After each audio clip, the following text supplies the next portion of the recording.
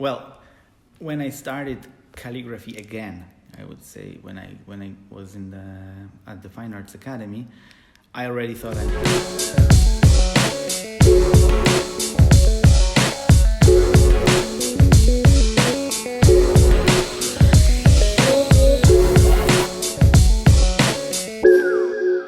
What's up, everybody? Milan is here, and welcome to the Calligraphy Masters Podcast.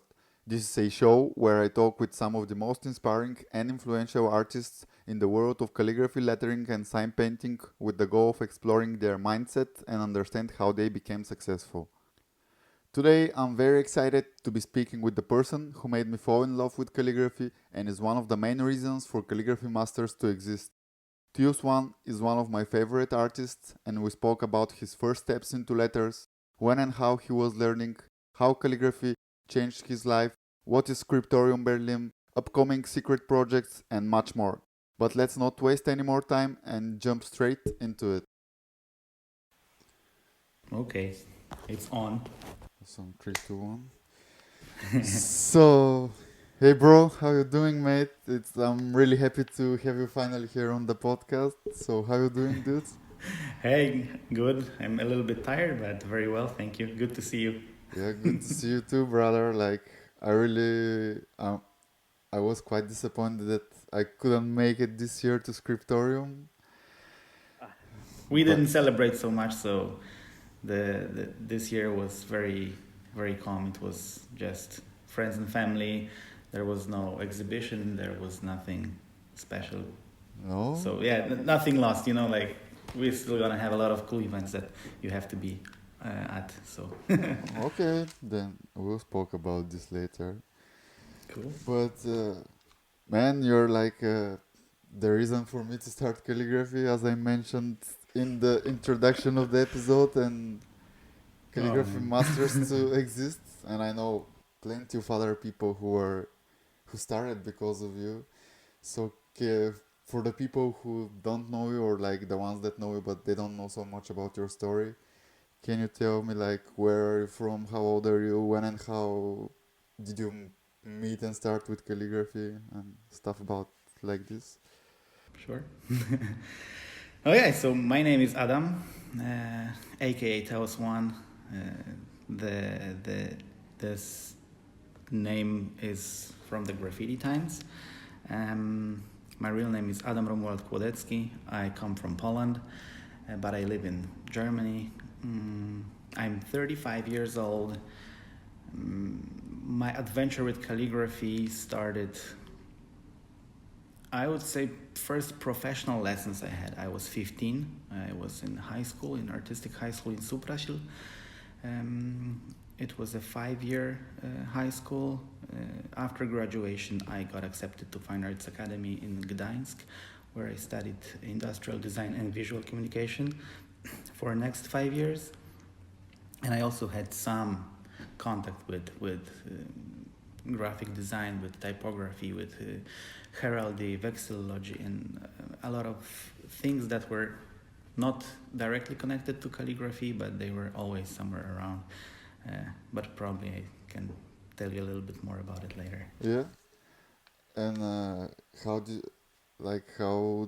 the journey with calligraphy started? What made you focus on it, and what were the first things you started learning? Well, it's a funny story. I said it already a couple of times in a few places, but I always like to repeat it because I think it's funny. I was around 9 or 10 years old when I saw a movie, and the movie was it was an amazing movie. It was the Evil Dead: Army of Darkness. I don't know if you know that movie. It's a classic. Like B or C rate, it's a comedy horror, yeah. And one of the things that is in that movie is a book of the dead called the Necronomicon, and it was written with human blood, binded in human skin. And when I was a kid, I saw it. And I wanted to create my own book, book of spells. So I remember like I took some normal paper, with this blue grid. I took a red ballpoint pen, and I copied letters from a label of a bottle with some herbs, and I remember it was called the herbs of Bittner, and it was written in Gothic letters. I was fascinated, and of course not whole alphabet was on that bottle, so I had to kind of invent the letters that were missing. What? For real? But I was 9 or 10, I don't remember, but if I look at it now, probably it was something totally horrible, but back then, I was I was drawing skulls and stuff, and it kind of stayed with me. So yeah, but then after a few years, of course, got fascinated with graffiti and with the colorful street culture that was coming to Poland after the communism went down. We could see MTV, we could see all this Yo MTV raps and all these kind of things. And of course, I started learning in this artistic high school, which changed my life really, because I was in 2 different primary schools. I was not the easiest kid, I think. If I recall right now what I was doing and what my parents went through, what my brother went through, and my friends, I think that the artistic high school really changed my life. So yeah, in that high school, I had first professional lessons in lettering, composition, and things like this. So quite fast I got into it, really, a lot. So you started with hand lettering, or was it more like proper calligraphy teaching, Well, the classes I had were different. There was graphic design, there was painting, sculpting, drawing, but one of those was lettering and composition. And on that classes, we were learning how to write with a stick, like a normal wooden stick that you had to prepare yourself. Mm-hmm. And then dip in ink and recreate different kinds of alphabets. We were learning Roman capitals, we were learning some Gothic styles and some Italic styles, but it was nothing too complicated or nothing too... in Poland, back in the days when I started studying art, calligraphy was kind of forgotten. It was very hard to get any materials about it. There was no internet you could search through. The only things that were there were some books, if someone had any. It's also was not that easy to find anything to learn. We had some materials from the teacher, but they were very basic. They were from some old lettering books about sign painting or something like this, but also I wouldn't call it a proper material for learning. But it was enough to plant the seed. I see. And at what age was this? How old were you? I was 15 when I started this high school.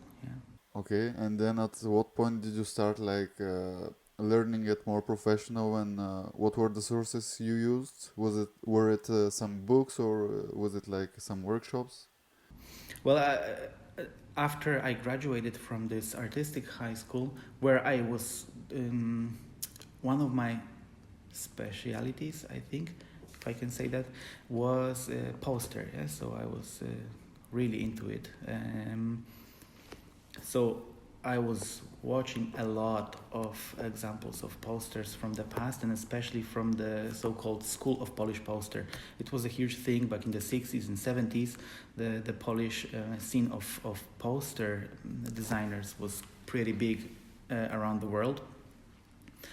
And if you ever have a chance to see it, you will see what I mean. It was very different from everything that was around the world, because Poland was kind of closed, so artists had more creativity, I would say, maybe, but doesn't matter. When I got accepted to the Fine Arts Academy, I had classes there with passionate people, and all the people that I met, also my friends, they all influenced me somehow. I had the chance to meet an older generation calligrapher in Gdańsk. I saw his works on an exhibition. His name is Piotr Kowalski. He's not so popular in social media, but his works are really impressive. And I remember that when I saw them for the first time, I was like, "Whoa, this is something really good." And that was kind of a point when I started looking at calligraphy again, and not only I was into tagging, a lot of graffiti kind of styles and calligraphy things, but I think it was around 2004, 2005 when I started looking back again to this like proper classic calligraphy, and the professor my professor from visual communication was also really into typography and of course calligraphy, and our assistant, our professor's assistant in that time, he was a historian and one of the first people in Poland to have anything to do with corporate identity, with like creating logos and creating visual identity for brands. So those people were people with so much knowledge and so much passion that I got infected really quick, and all the things from the past and from the present started to connecting, and in parallel with studying product design and industrial design, this calligraphy thing was coming back, already as a student, I got a part-time job as a wedding invitation calligrapher. I was sitting in a little store in Gdańsk, writing some invitations, like meeting with people, kind of like I do today, meeting with clients for tattoos. I was meeting with people who were about to get married, and they were telling me the story, what they want to have, and I was designing the invitations or letters or table placement cards or whatever they needed. Yeah. Awesome, man. And at what point did you felt that you were becoming good, or like a level that you were happy with, and and like what was the first calligraphy style that you not mastered but you felt like comfortable with? Of course, well, when I started calligraphy again, I would say when I was at the Fine Arts Academy, I already thought I'm the best. I'm like, okay, it comes back. All the things that I was doing, graffiti and all the lettering in high school that I did. I'm like, okay, now with the tools that I remember, I bought this Rotring art pen. Yeah. And I remember doing the Gothic letters again. I'm like, wow, yeah, I remember. That's cool. And years passed, and nowadays I know I have to go back to the basics. And with time, I knew that it's I'm getting worse and worse. Or maybe I was learning, so I saw that it's everything that I produce. It was not good.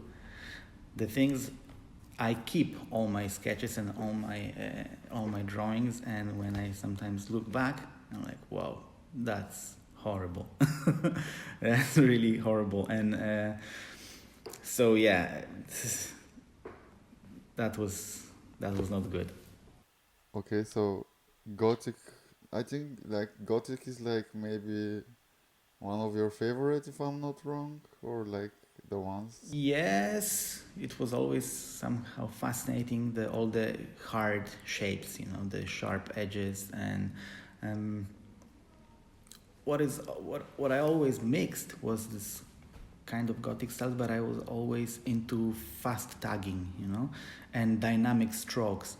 Also because of the profession, I studied industrial design, and we studied a lot of this dynamic sketching, like how to fast present the idea, what you have in your head, just how to transport it onto the surface, using dynamic and accurate strokes. Yeah? So it later became like my thing, to create letters very fast. That's how I get this kind of texture in my letters. Um, they are not so precise, but I call it kind of like this controlled expression, that controlled expressionism, yeah? Because you never know what you're gonna have in the end. It's gonna be a lot of splashes, and but you're aiming towards a certain point, and if you manage to hit that target, you're happy. I mean, I'm happy. Yeah? So I started with what I had. So I had few examples of some black letter. I had some examples from some typography books, nothing fancy. Then I started searching for materials, and I found this amazing book, which nowadays I think it was something special that I found it, because it's a book about Rudolf Koch from 1920s, and I bought it for like €3 in a bookstore. They didn't know what it is. It was some old German book about some guy that did some writing, yeah, whatever. And this is one of the most valuable treasures I have right now. It's a book that I can't even find anywhere listed.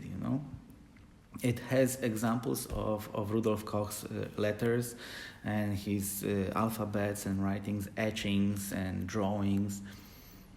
And if you are familiar with Rudolf Koch's works, you know he was experimenting a lot with Gothic styles, where the letters are not so precise and are not so parallel to each other.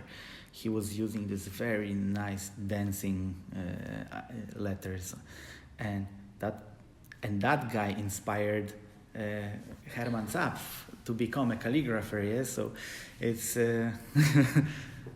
it's amazing material for inspiration, Rudolf Koch. Man, you speak about it now, but nobody can find it. That's a bit of a bummer. Well, if you can find any books about Rudolf Koch, the original ones, they are very expensive. It's really, they are treasures. I see. And do you remember, were there any struggles you had like while you were learning calligraphy? Were there things that you felt were more easier and natural with you, and stuff that was hard for you? Oh man, there was so many, because there was no materials, there was no YouTube and tutorials. There was um, no people around that would do it. So finding out that you have to clean the nib after you buy it, it took me, I think, maybe even years to realize why certain nibs don't hold ink, until, now it's so, you go on YouTube, you look at Paul's tutorials, or some other people, and they're like, yeah, just spit on the nib, wait, clean it a bit. Man, I remember that struggle when I bought nibs and I put it in ink, and the ink didn't even stick to the nib. And then, of course, the paper, yeah? Which paper to choose? There's so many, and they are so expensive. Everything's so expensive. When I studied, and in Poland, when you get accepted, in my days, studying was for free. But, I didn't have any extra money to get materials. I remember when I got a design marker, one design marker, to create those nice blendings. and it was so expensive that I kept it on my shelf for so many years that it got dry and never used.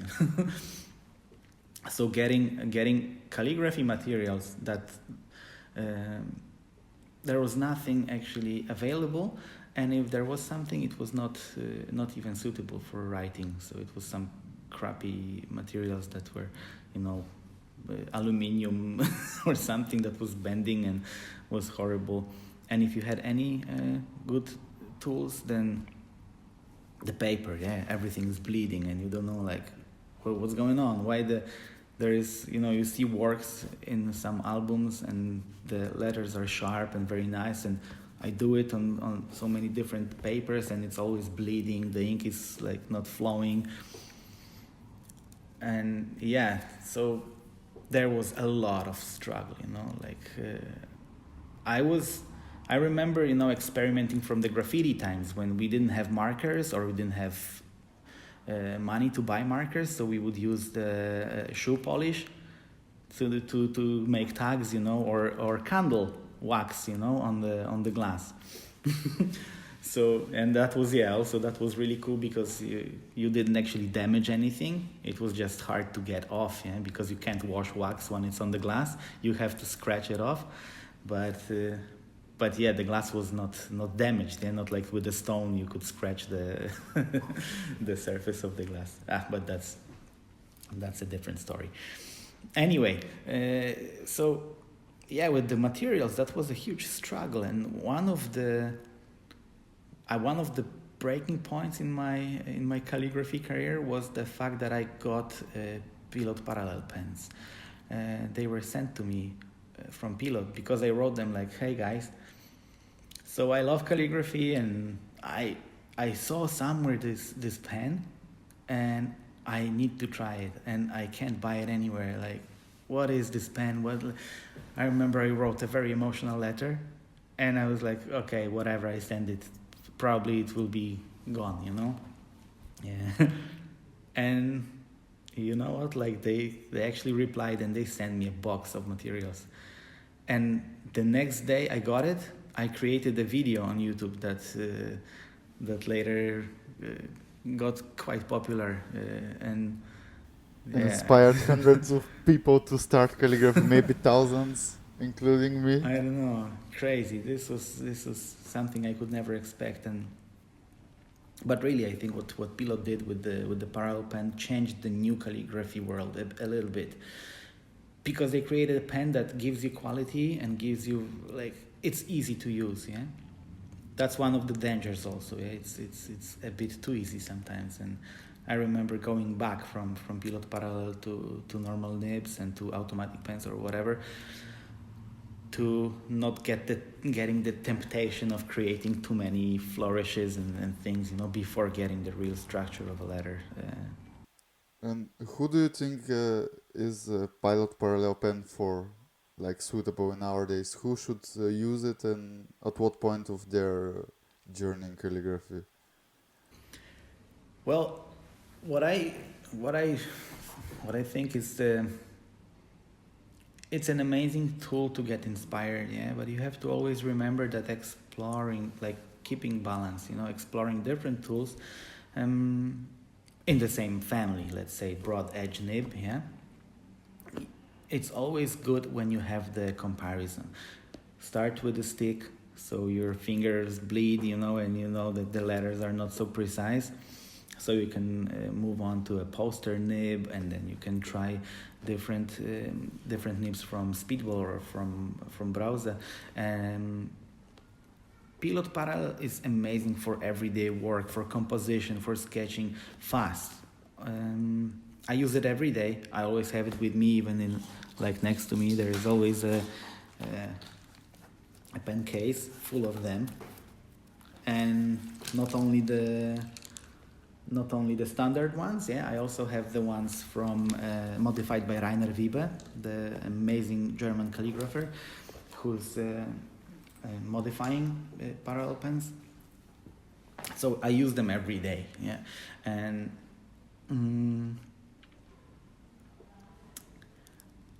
I wouldn't practice proper calligraphy with them because sometimes they can overflow. Sometimes they can be too, as I said, too tempting to use the corner, like. But anyway, it's an amazing tool, yeah.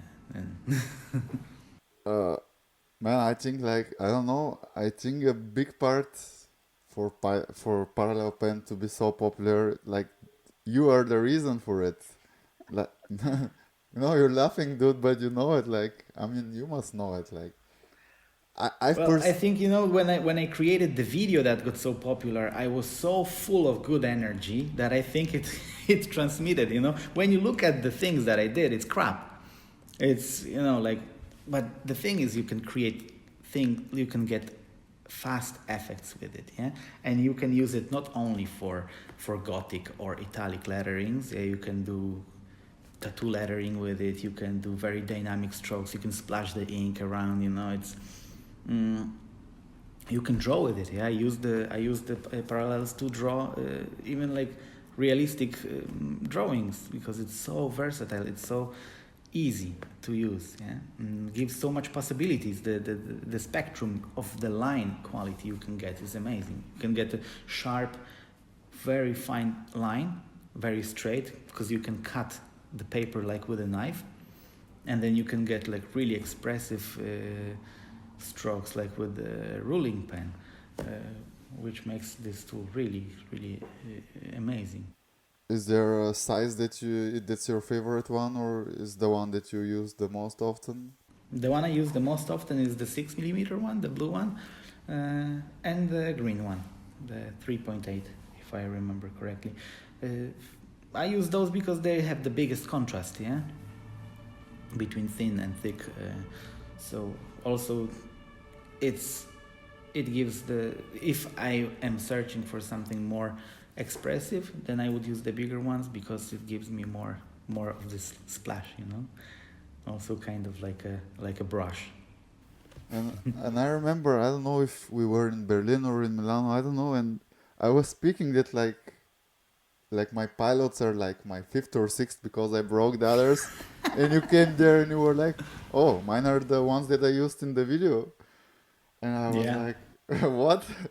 Like, I still have them. I switched to some because I really grinded the metal already, but they are still in good shape. Yeah, and it's been, I don't know what, like 9 years. crazy, man. And Yeah, you never broke anything of a pilot, like nothing. never. When I see people writing with them and I see the metal bending, I'm like, whoa, that's impressive. I never press so hard. I mean, sometimes I have to, yeah, but it's never to a point. Yeah, just some message. Okay, so I never pushed it to the point when it's really bending and I'm stressing the material. No.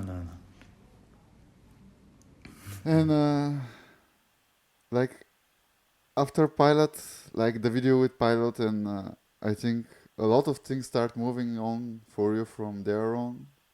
Like, what was coming up next after the video? Well, when I created the video, it was. I don't remember if I was still studying. I think not. I was already graduated, and in that time I was working as an industrial designer. I was designing trains and trams and train interiors, heavy design. Yeah, that was. When I look back now into those times, I'm like, whoa, that's, it was a different life. And we had an amazing atelier in the center of Gdańsk, in a 13th century old building on the attic. And we had kind of like an artistic atelier. We were a couple of people there. We had my wife was there. She was painting. My friend who is doing airbrushing, he was there. And we had a couple of designers. We were in one room. So I was after work, after the design work, I was going there, and I was doing some logo design or some personal artwork, we were also teaching design, drawing, and art, so we can get some extra cash.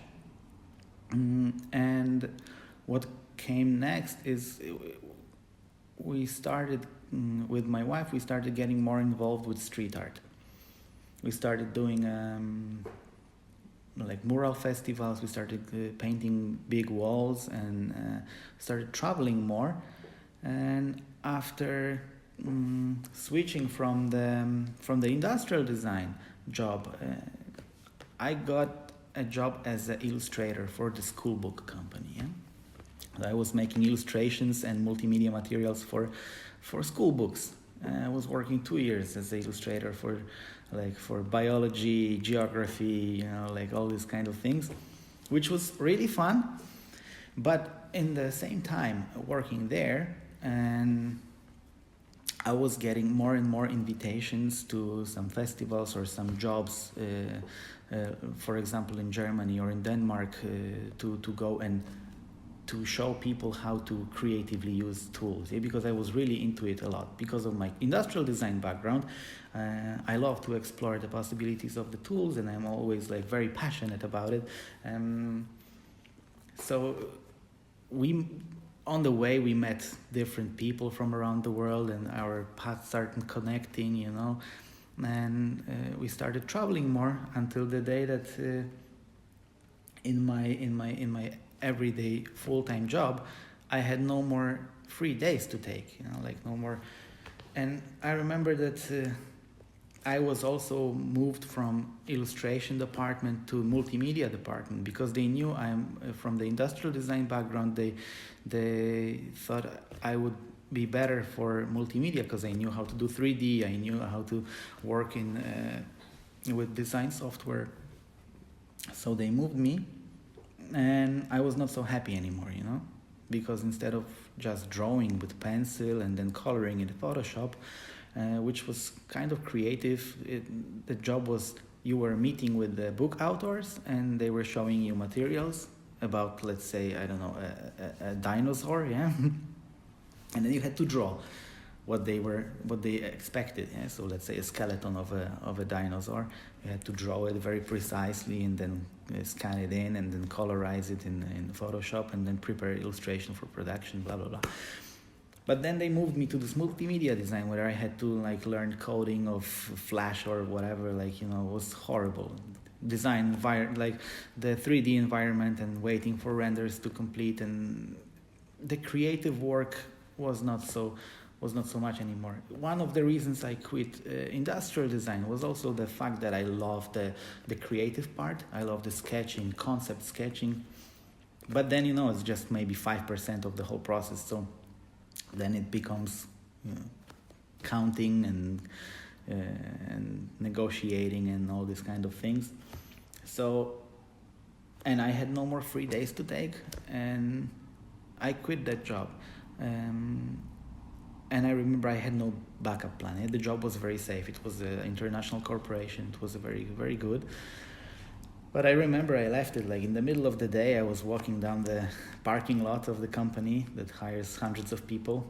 And some of my friends were in the windows, looking at me. I remember it was sunny, and I was walking towards my car, and I was like, wow, I'm free. And a few days later, the smile came down, wow, I'm broke.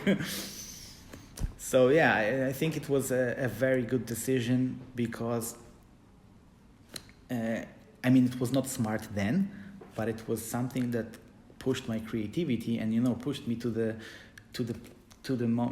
where I am today. Yeah?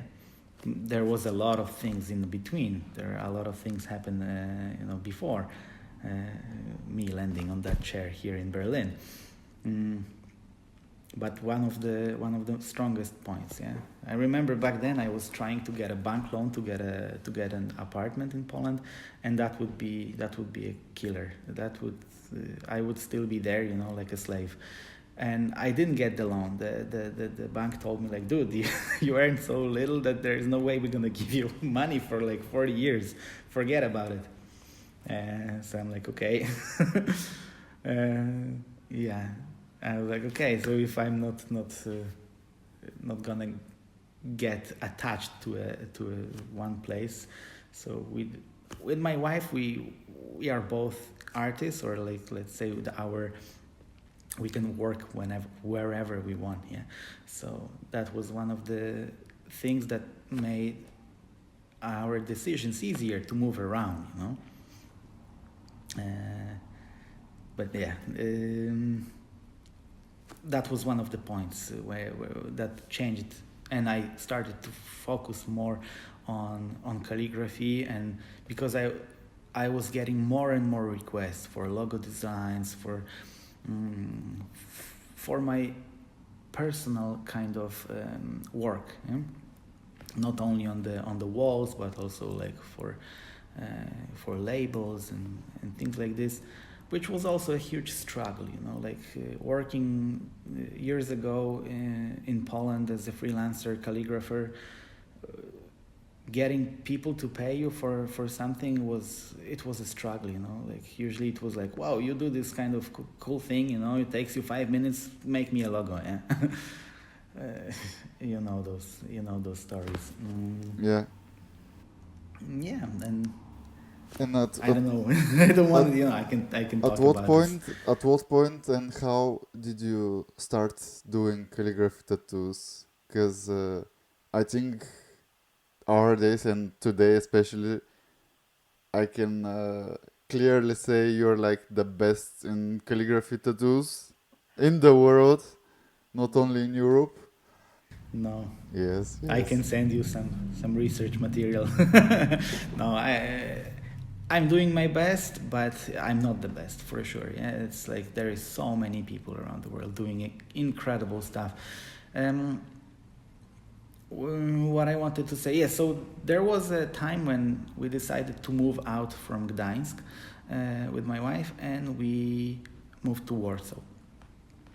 We moved there, and we decided we're gonna work for ourselves. Yeah, so we stayed at home, and I was doing my design jobs, like freelance design jobs, and she was painting, and her paintings, oil paintings, and from time to time we would get some work for murals or commercial projects. Yeah, and there was this, since I started sharing my calligraphy works online, I got many requests for tattoo designs. Yeah? For some time I was doing it, and it was also always a struggle with the clients. I also didn't know the tattooing techniques, so my designs were not always easy to transport from paper, or from a scan to the skin. But when I saw them made by some other artists, some other tattooers, I was like, okay, I can't show it anywhere. I can, for me, detail is very important. Every stroke, every line, every corner of a shape is important, yeah? But for people who are getting a design ready, made by some other artist, they don't care. It's like everyday job, the people come with some picture, and you do it, get paid, and bye. So yeah, there came a point where I decided, like, okay, I'm not gonna design tattoos anymore.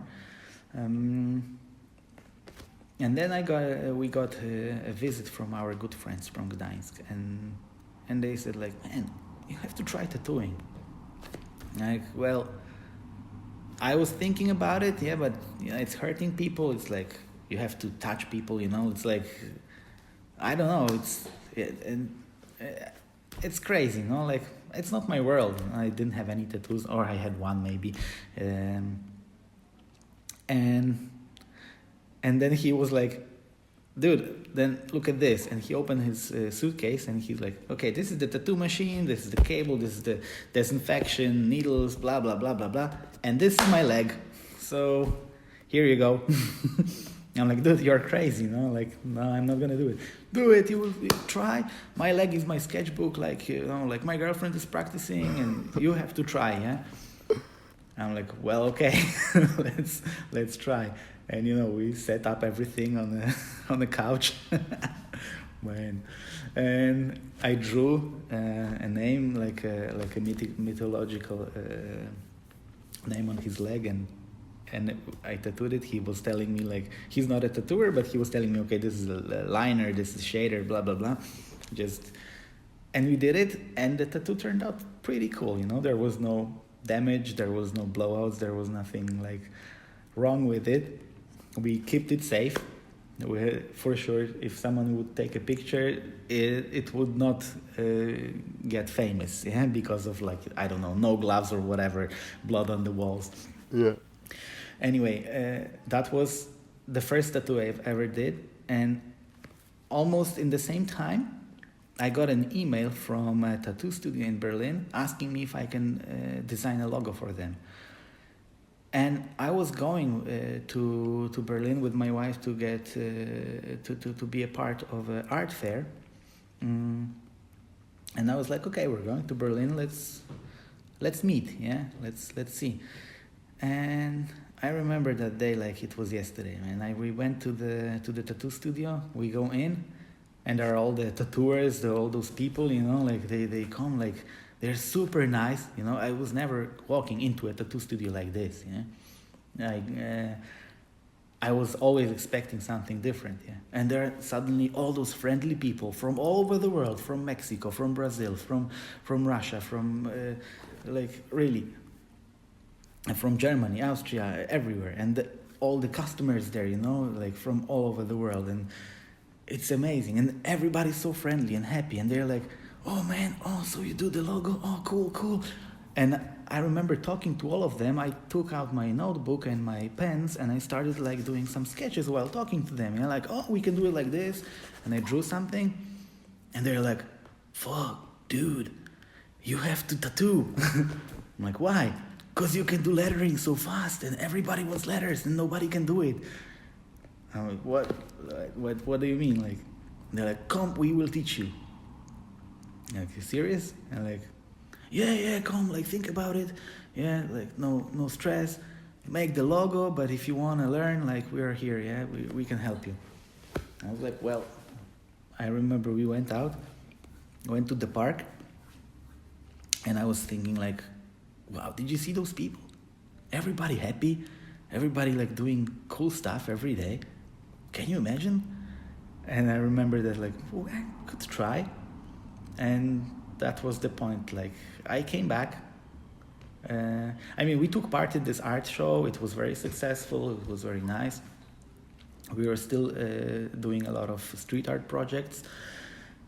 And we went back to Poland, and suddenly this silence, because I was always working in my room and through the computer, and this silence and looking at the wall and like, man, this Berlin, the memories, like all the people, everybody happy.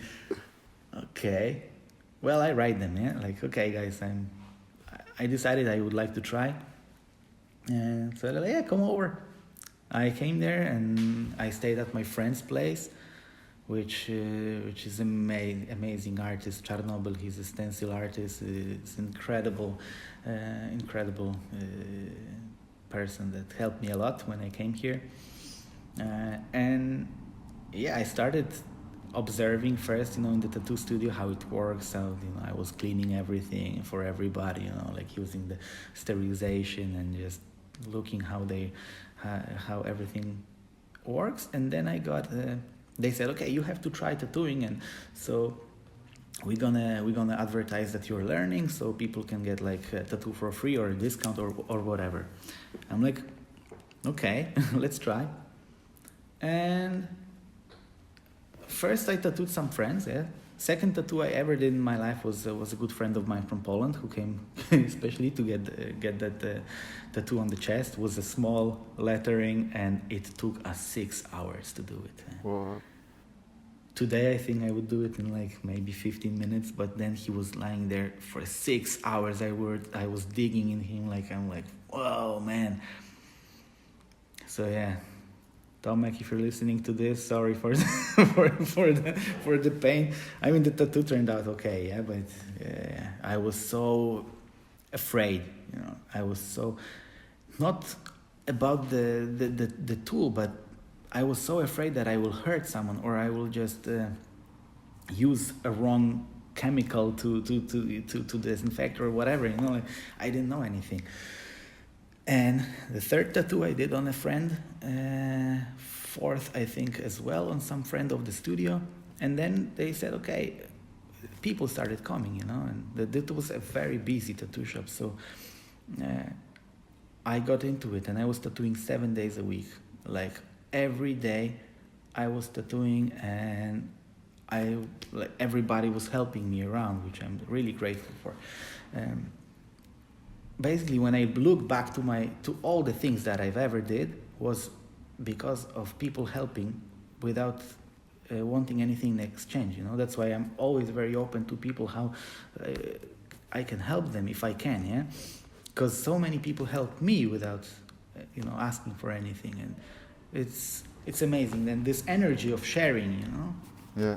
that's what I also experience in calligraphy community or sign painters community. When you go to the letterheads meeting, man, it's mind-blowing to see all these people sharing everything, like no secrets, no like, no, fucking, don't, no. Everybody's so nice. And yeah, so that's how it started. And man, that was already 5 years ago. 5 years ago. Yeah, and it changed my life. It changed my life completely. For better. Of course, like, at what point did you, like, you had the idea for Scriptorium, and how hard was it to do the whole thing? Man, well, now when I'm sitting, in my Scriptorium, and every day I wake up and I'm like, remembering about all the things that were in the past, and all the dreams that I had. I'm not saying that my dreams are done, that I'm completed anything, but I remember the dream that one day I want to have a place where all the cool people can meet, where I can work freely, I can meet amazing people every day. And like at some point this happened 2 years ago. I was working in a different tattoo studio.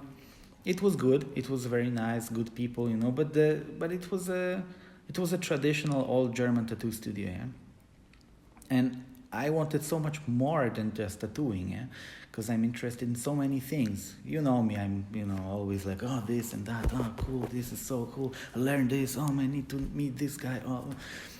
So I was like, man, one day would be very nice to have a place where I can invite people, yeah, or make exhibitions or whatever. And I was really thinking it's gonna happen in Poland, but then we came across the studio that we are right now located in, and it was a space for rent in the best district of Berlin, in my opinion, Friedrichshain, and the space was just perfect. We were walking with my wife, we were coming back from a dinner or something, and then I see the two big windows, I'm like, whoa. And you see the poster for rent, yeah, like, whoa, look at this. And we like through the windows and like, whoa, look, imagine this place, whoa. Imagine having something like this one day. And then I took a picture of the poster with the phone number just to ask, I had no idea how much it costs to run, to rent or to run a business in general, yeah. Nothing, I didn't know anything. So I took the picture, and then we went to Norway for a few weeks, I think, for an Oslo Motor Show, where our good friend Richie is inviting us, and we are painting on cars and motorcycles and stuff. And also we do some side projects with him, and then some workshops, I think. And I remember we were sitting in Norway, and I'm like, I'm gonna call that renting place and see what are the conditions. Yeah, and I remember like I look at the picture. And the picture I took was at night, and the poster was behind the window, and the flashlight came, and like the number was was gone, like it was just white spot, just the flash reflection. Yeah? Like, okay, well, that's fate, yeah, bye. And we returned from Norway, and I don't know, a few weeks later, we were again at the same spot for dinner, and we were coming back, and again, like, look, this place is still like not for like nobody rented it. It's perfect spot. Why it's not? Probably it's very expensive, or it's maybe something not legit, Yeah. But I'm like, I'm gonna call anyway to check the price. Yeah?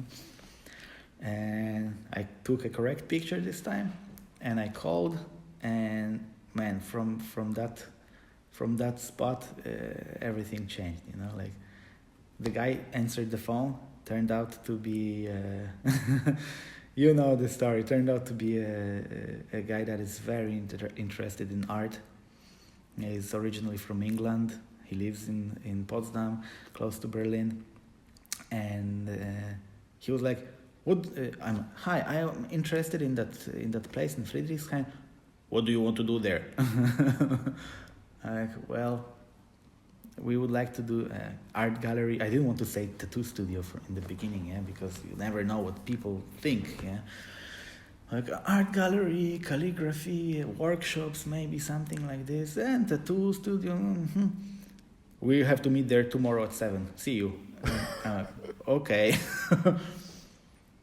It's a short. I'm telling the short version of the story, because it was a little bit more complex. And we met, and he's like, okay, show me what you do. We showed him our portfolios, and he's like, okay, I want you here. I was waiting for you. Like, what? Yeah, I didn't want to have another kebab shop or a hair salon, yeah? I was waiting for people who do cool stuff, yeah? I'm like, dude, but we have first of all, we have no money, we have no papers to run a business in a foreign country. And like, okay, then let's meet in 2 weeks, make it happen. Bye. And dude, when we calculated, nothing made sense, like nothing. But it's incredible how many things you can do when you have a goal.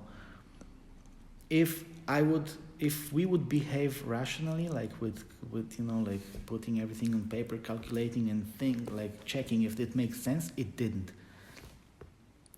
But we did it. In 2 weeks, we collected all the papers, registered the business, and we signed the contract. Yeah, and then I remember, we paid all the renting money and all the deposits and all the and I was like, okay, if now the first month I'm not gonna support it, we're going down, yeah, and everything is lost, and then I can pack my suitcases and I can go back to Poland and then change my profession again, or I don't know what, doesn't matter. But man, it worked out. For the first 2 or 3 months, I was working alone in this over 100 square meter studio. And then people started joining me, my good friends, and now it's been 2 years, and the studio is full of amazing people. We have yeah. How many people are working today in the studio? And today we are 5 people tattooing, and we have a manager, and we have an event manager also that helps us sometimes to organize some things. And we have guest artists coming also for visiting, and we have the workshops and all these things that maybe I can talk about later. Yeah, I was gonna ask how is the thing with the workshops working? Is it you contacting people, or if people are interested to have a workshop there, they can contact you and work it out somehow? Or this is another story that every day I'm thinking about it, people that are visiting the studio are the people I was learning from when I was a kid. And this is something that I can't even express in words, because I talk next month we have Luca Barcelona coming here to teach, yeah? In June, Christopher Hannes is coming to teach here. And man, those are the biggest names. Mike Mayer, a legendary sign painter, he was already 4 times in our studio teaching. Jeff Marshall comes from Australia to teach in our place. Yeah, David Kinaston was here, and there is so many amazing people coming this year and next year. I'm already in touch with, and they want to. It's not like it's incredible. I mean, Berlin is a cool place to see. Yeah, so maybe that was one of the reasons that people are doing. But also, I think the energy we have here, all the participants and the people that already been here, I think they had good, they have good memories, and I think this. It's in the end, it's a small community: tattooers, sign painters, calligraphers. It's all spreading quite fast. Someone says, "Okay, I was giving workshops there, man. It's cool. Maybe go there." Or tattooers among other tattooers. You should visit Berlin. If you go to Berlin, go to that place. It's pretty cool, and that's how we get all those amazing, also famous tattooers coming here and working with us. If someone 5 years ago would tell me, man, you will have a studio in Berlin that is a design studio, art gallery, workshop space, a tattoo studio full of amazing people and famous people visiting, I would say, man, yeah, dreaming. It's every day I think about it. It's incredible. I know, man. It's pretty same with you, dude. When you were the first person I asked when I explained about Calligraphy Masters, and when you said yes, and I was like, yes, because before I was super afraid to ask you, I was stressed, because man, you introduced me to calligraphy and your calligraphy was super dope. I was like, man, this is thank you. This is amazing. And then I had 5 or 6 people in mind, man, and I was like, man, I have to write you first. I was really stressing and how to ask, what to say. And then, man, when you said yes, I was so happy. I didn't care to dress. I was just like, yo, blah, blah, blah. Do you want to join? And I was always saying, TheosOne is already in the team. And Jackson Alves. And one more person, I don't remember who else. It could be Pokras, I'm not sure. They were like, oh, if TheosOne is in there, I'm there as well. Wow. And man, I don't know how this is possible. I remember when you wrote me. I remember because it was not about calligraphy back then. You had this project, Thank You Buddy. Oh, you remember? Man, I had forgotten about this. Yeah, I remember because you wrote to me and you're like, oh man, I'm so in love with the positive energy of people and the good vibes and blah blah blah. And I would like to, if you could write Thank You Buddy, because it was you would put it online and then, just as a thank you to sending good energy. And I was like, wow, that's cool. Sure, of course. I remember, and then you and I think when I sent you the calligraphy, the scans, you were like, fuck, calligraphy is awesome. and I think from there, everything started. But do you remember when I asked you about Calligraphy Masters? Oh man, I don't remember.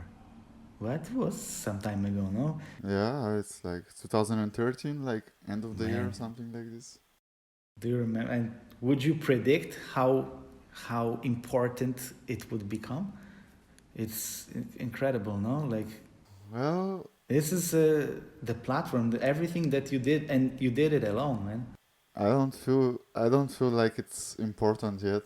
I feel like you see hundreds of thousands of people getting influence every day. It's powerful. It's really powerful, but it's also a huge responsibility, A lot of cool stuff has happened. There are some numbers, but man, I think it's the best things are yet to come, man. What I'm most happy with is the people in the team, people like you, people like Paul Antonio, John Stevens, crazy people, man. I would never imagine when I saw first the video, the pilot review, I would never have imagined that, man. Wow. So yeah, I don't know how it works, but it works somehow. if you have faith and keep working hard, I guess it happens. Right? Yeah, can't be lazy, then things happen somehow. Yeah. And Okay, like last month, Scriptorium became like 2 years old. Yes. So what happened in those 2 years, man? This is incredible. And where is Scriptorium heading?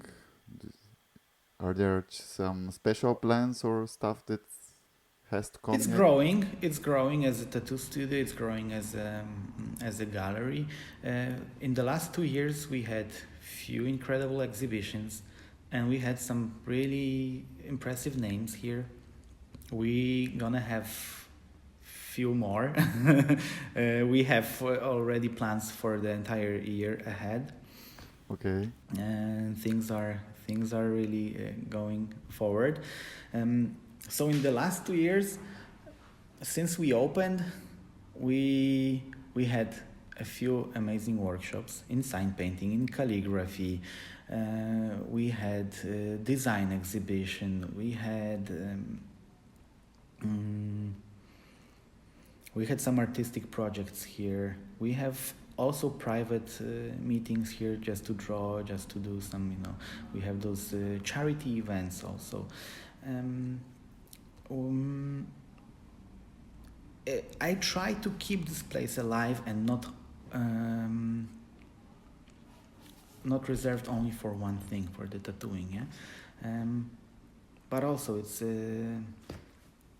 all the guests that we have that are coming here, the guest artists, tattooers. They also, let's not go too far. Last 2 years, yeah, amazing exhibitions, amazing workshops, amazing people visiting, which everybody that came here kind of adds to the studio, yeah, and to its energy and to its I don't know how to say it, the charge, and it's getting stronger. Where it's heading, we are now accepting more and more design requests. So I'm coming back a little bit again to logo design. And my best friend from Poland moved here to Berlin a few months ago, and he's an amazing graphic designer. So he's helping me out in the technical way, and we already accepted a few big projects I can't talk about right now because they're in production. All I can say is big, powerful corporations investing in very artistic things which are not happening often. We have full control over what we are doing. So it's really exciting, when I think we reached a level where we can really decide what we are giving to the to the brands. Yeah, I never thought I will be at this position. I had the chance recently to design a logo of a very old, like one of the oldest Polish magazines called Your Style. It's in Polish, Twój styl. So that was also like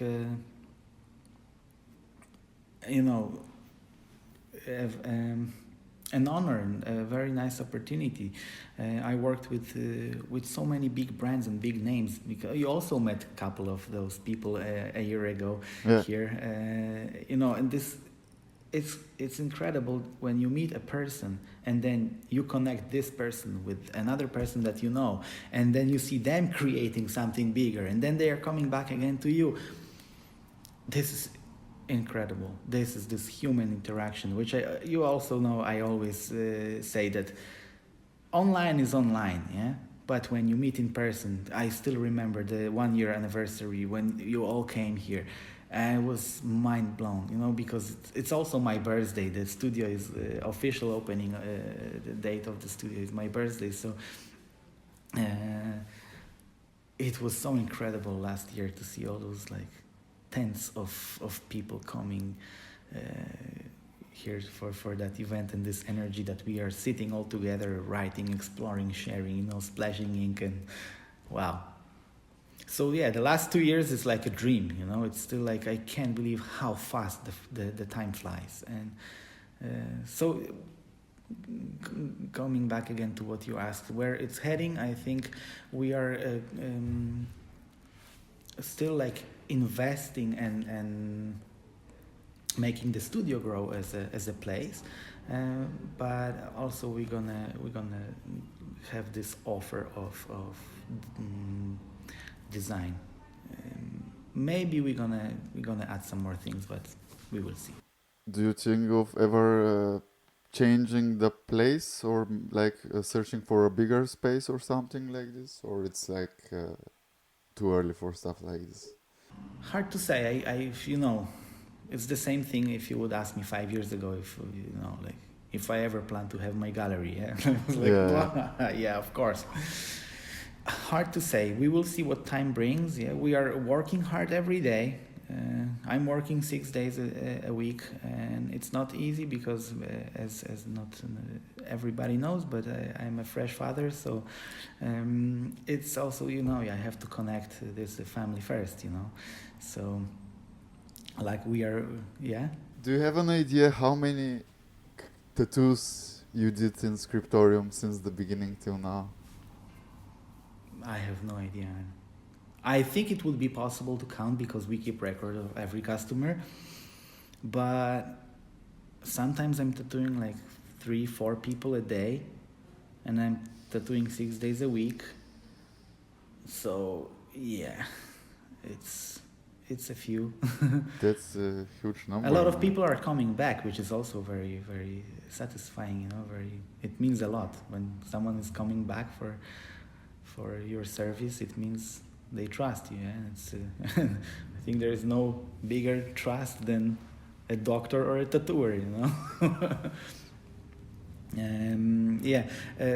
What I wanted to say. If I'm planning to, I don't know, the place we have right now is amazing. It's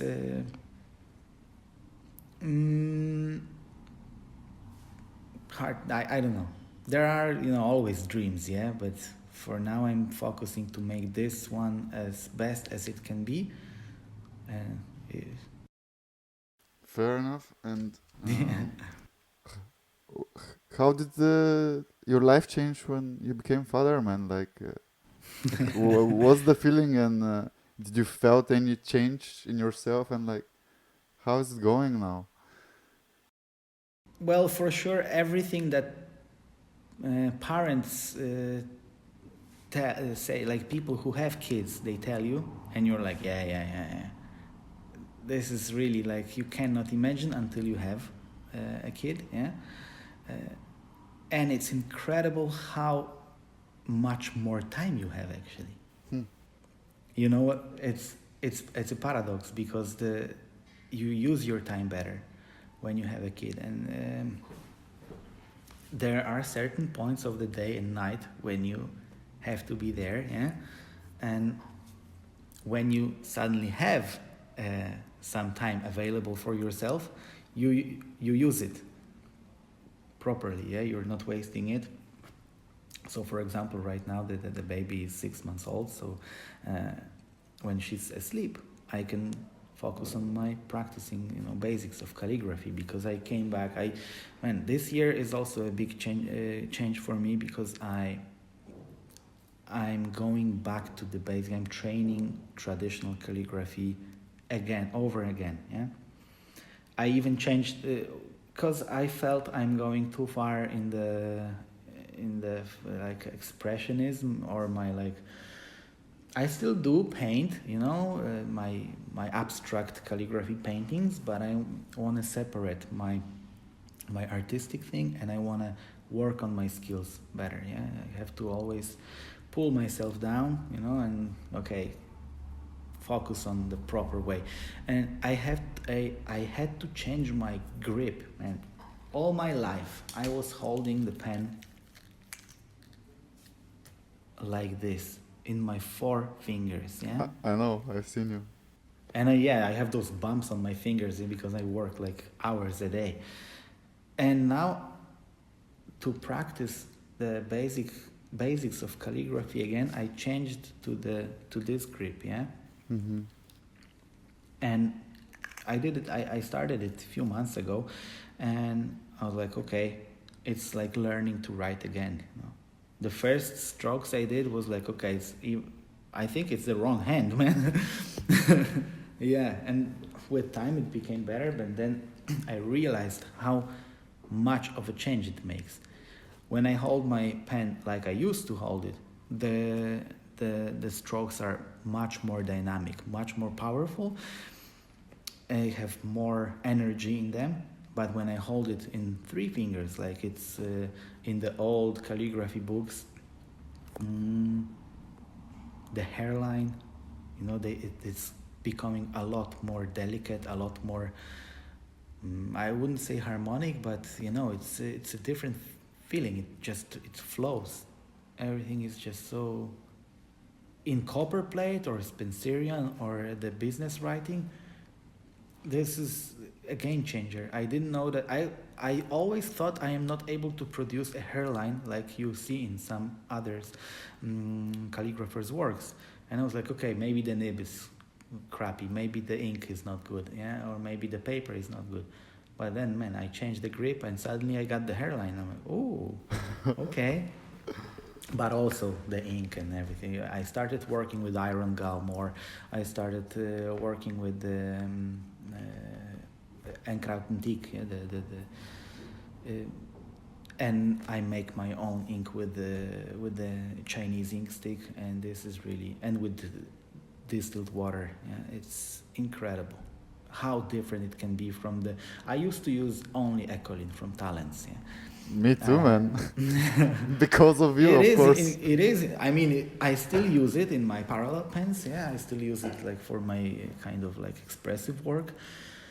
But if I want precision, then I do the ink myself with the ink stick, and you can't compare it to anything actually. What's your favorite medium to work? Is it paper, canvas, walls, or skin? Human. Yeah. Oh man. All of it. I don't have a favorite one. It's changing from one day to another, Mm-hmm. I'm working, I'm tattooing every day, and I'm like, okay, it's been an intense week.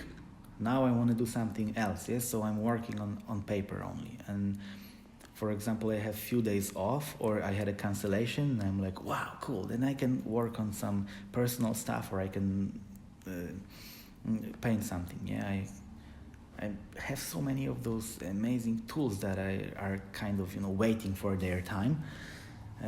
But then I'm like, okay, I still remember the story when I was a student, and I had this one amazing marker that I was afraid to use because it was waiting for my skills to get better, and then it dried, so it never had the chance to shine.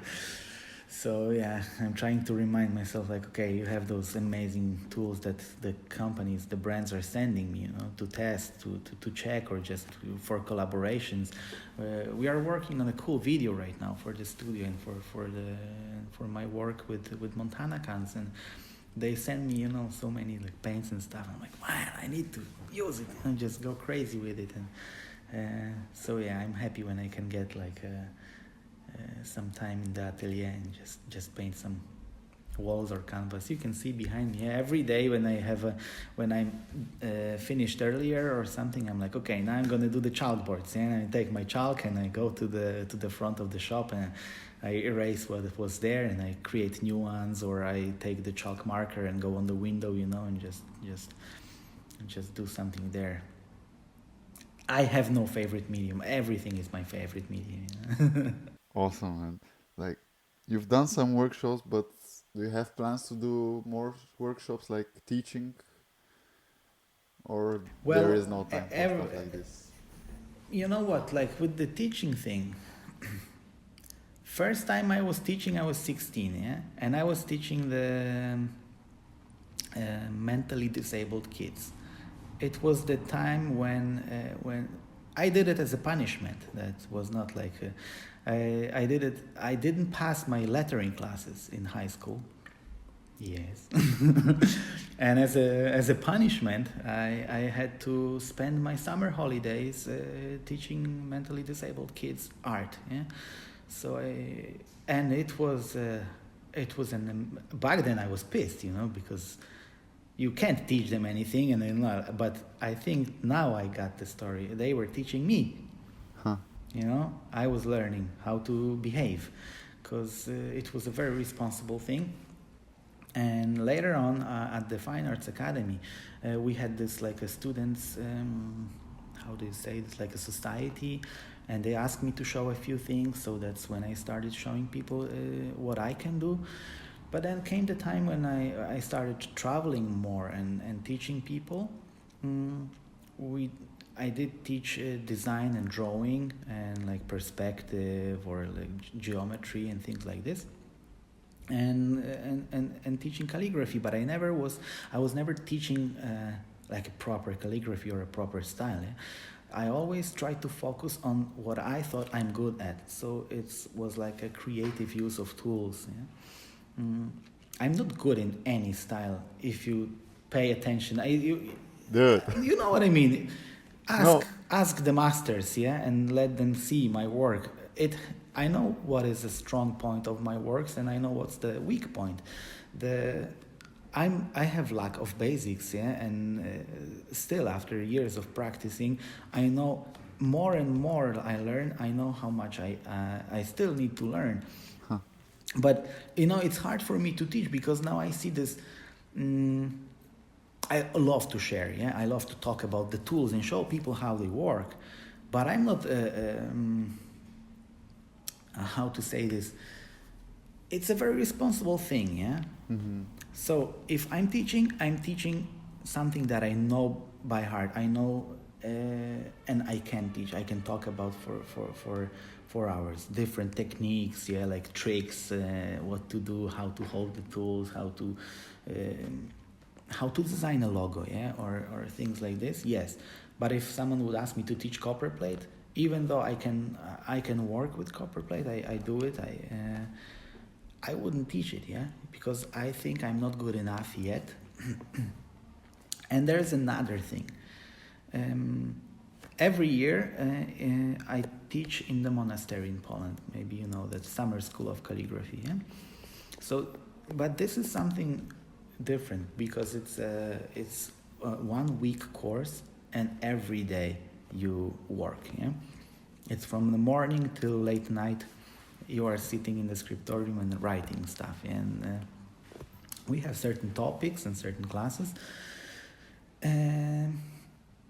But I also experienced something that people more and more do workshops without the proper skills. Maybe I don't know how to call it, but I see the tendency that there is so many workshops, but the quality is not good, Yeah. Which I started questioning myself also, like if I'm good enough to teach. I don't know. It's a responsible thing, and calligraphy is growing so much right now.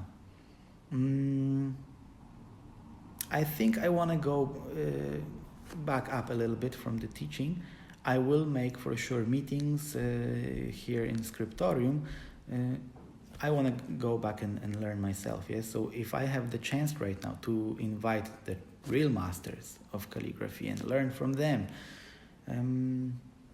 I want to do that. And there are some things that I will teach for sure, but it's not going to be a style, a certain style of writing or something. It's going to be more, like I said, either calligraphy for the commercial use, like logo design, calligraphy for logo design, or I don't want to teach calligraphy or something like this, because this is like, that's not the proper way. If people get excited about calligraphy, they go on Instagram and then they practice themselves. You can see that it's. We will see. What's calligraphy to you, bro? It's my life. Right now, it's my life, man. Calligraphy changed my life. Those T-shirts like graffiti changed my life, or something else changed my life. Calligraphy changed my life. I all the time, like, I have tools on me, and I have this hypergraphia. It's a constant need of writing. I'm sitting in a restaurant waiting for pizza. I'm writing. you know this. We've been together in a few places. It's always it's always there. It's always there. I write on myself all the time, you know, like. Awesome. Yeah, I know those stuff. I just wanted people to hear it as well, man. Yeah, it's. I always tell people, man, if you like what you see, and if you like calligraphy, you can do it. You can practice it. 100 years ago, everybody was doing it, yeah, and it was incredible. It was amazing. And people are like sometimes, "No, I have no hands for that." Dude, there was J.C. Ryan back in the days. That guy had no hands, and he was a calligrapher. And if you look him up, you will be amazed by the level of his writing. Yeah. Yeah. So yeah, it's all in the. If you like it and you want it, you can do it. Yeah. You just have to not be lazy. Yeah. Yeah, and that's we're just like wrapping up, and I wanted to ask you like if you can give some tips or advice or wish something to some people, friends, or if you want to promote something, like just go on, man. You know. Thank you. Well, yeah, always. I always am so grateful to the whole community of calligraphy and calligraphy masters. You know, like the energy and all the people that we. It's hard to express when because of the times we live in and the possibilities we have, how it's easy to connect. But you know what? It also made me thinking, because we are such a big group of calligraphers around the world, and we are in so good contact. You know, I don't know, maybe I'm wrong, but I think none of us ever written a letter to each other, right? I've actually received some from Susan for like Yeah? for Christmas or New Year's Eve. I don't know. I actually keep it. It's super nice with some flourishing on it, and it has even like a wax stamp. But yeah, I guess you're like likely right. So you have some idea that we have to write letters to each other. Well, that would be cool. It's something real, no? I receive, for holidays, I receive letters from Piotr Kowalski, the guy I told you about, the older generation calligrapher from Poland. And this is incredible. And I keep it on my desk and like, I'm going to reply, I'm going to do it. And, you know, I didn't do it yet. I have to do that. Anyway, I'm really so excited and happy that we live in the times when we can connect so easily, eh? And how many friends we made, man, over the last few years, from so many different places in the world, and it's really hard to express how amazing it is. And for the people that are thinking about starting or just started their adventure with calligraphy, I can tell you, keep on writing, because this can change your life, as it changed mine and changed so many that I know. It can be so powerful. And explore, learn. Practice and meet people. This is important. Yeah, interact. Don't hide yourself in the closet, even if you think you're not good enough. Keep pushing it. Yeah, like keep pushing your works out there. You never know. One day you will become better. Yeah, and you can become better faster when you share.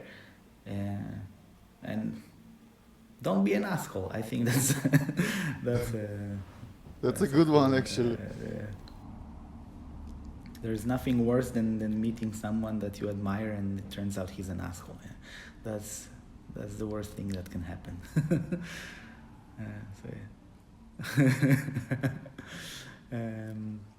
What else? Man, I want to thank my family and my parents, for if I always have a chance, they always follow what I do. They are always, they're sitting there in their house in Poland, in the forest, and and they're always calling me like, oh, we saw on your Instagram this and that. I'm like, wow, thank you guys. It's really like my parents and my family, is so supportive and always was. Yeah, when I was a kid, instead of learning proper stuff, I was always drawing. Yeah, and I never got actually anything bad from them because of that. They never stopped me. Even when I was like, running around with spray cans over the neighborhood, it was bad, of course, yeah. But on the long run, it was not. So, I'm really grateful to them for applying that spark of art in me, My father is an architect, an interior designer and a designer, and my mother, she's like the most sensitive soul, and they both like kept feeding me with proper art albums when I was a kid. With like my father's handwriting was always like the point, like I still until that day I'm like, whoa, I can't. He's writing with this technical writing, like every day. I'm like, whoa, man, this is so incredible. So yeah. I don't know what to say. I'm super happy that I can be here. Thank you for the invitation. Thank you for being a part of it. And even if there are days when we don't connect so often online, I'm always, maybe I'm not gonna walk around with the computer now around the studio, because the poster you have behind you is also on the wall in our place. Yeah, and yeah, this is it's a how do you say? I know we are creating something, yeah, and this is so important. I just hope we can meet more often in real life. This is always my goal, yeah. Next week I'm traveling to Poland to the International Pen Show for the first time in my life. But I'm already excited because I know there will be calligraphers there and people that are crazy about pens, and I'm also, excited for that. And I know we're gonna meet in October in Dublin, right? Yeah, yes, man. Like so many things. I'm already excited about that. I actually have email from him from few days, and I haven't still answered back. But yeah, yeah. But I think it's gonna be amazing. And we also. So what else I can say? If anyone is interested in what we are doing here, because maybe not everybody that listens is familiar with the studio that I'm right now in. It's the Scriptorium Berlin, and we have an amazing workshops coming up soon. To check them out, you can have a look at our website, Instagram, or at Calligraphy Masters. Maybe if you want to put some information about it there. There are opportunities. The people that are coming here to teach is incredible. Christopher Hannes, the guy that makes the Nobel diplomas, his works are in museums all over the world. Those are not Instagram superstars, yeah, but those are the calligraphy masters superstars. Yes. I'm so excited, man. I can't even express. I'm pretty sure, bro. And first of all, I want to say thanks for the great outro. I'm really happy because Thank you. I think it's the best outro so far. People usually they do some nice words, but this is probably my favorite one so far. Thank you. I want to thank you, bro, for finding the time, even though I know how busy you are. My pleasure. And it's super late right now. We are both super tired, so thank you for this as well. Man, thank you. I hope we can do it more often, because there's so many things I for sure forgot, and I'm pretty sure I will go home and I'm not gonna be able to sleep because I'm like, I didn't say this. Could say about this one. Bro. But yeah. If you want to Saturday night.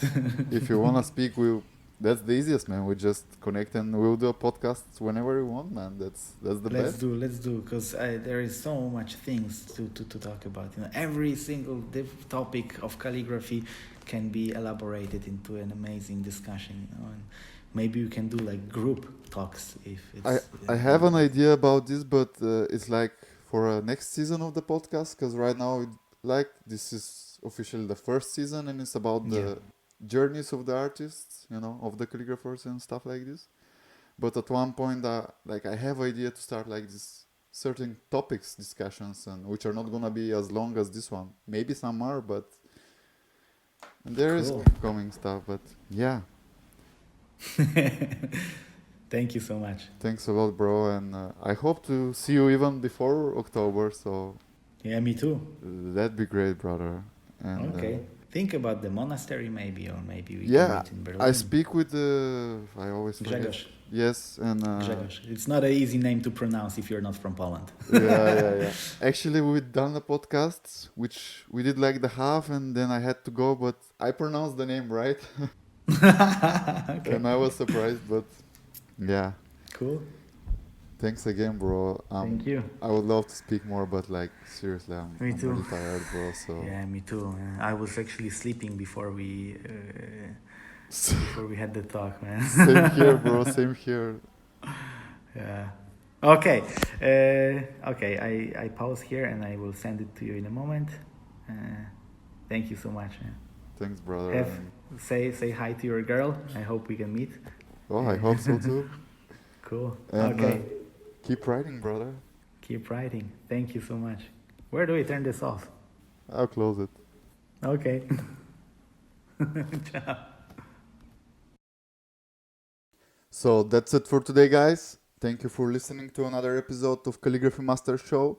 I hope you enjoyed listening to the story of TheosOne and it helped or inspired many of you. Next Sunday, I'll be speaking with the first female guest on the podcast, Half a Pixel. Please follow Calligraphy Masters on Instagram, Facebook, and YouTube, and expect next week our brand new website plus the release of the awesome merch. Thank you for listening, and as always, keep writing.